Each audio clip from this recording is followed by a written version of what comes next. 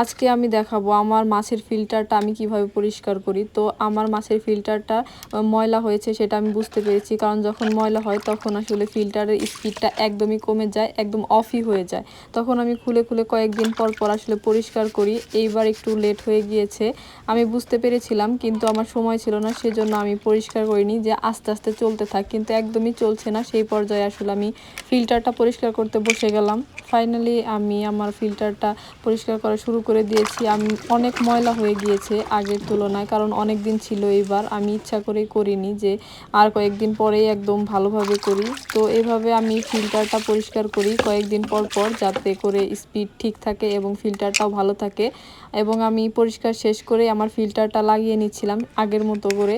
এখন আবার সেই স্পিড নতুন করে অনেক বেশি হবে। আর এভাবে পরিষ্কার রাখতে হয় ফিল্টারগুলো, তাহলে মাছগুলো ভালো থাকে এবং অক্সিজেনটাও ভালো থাকে।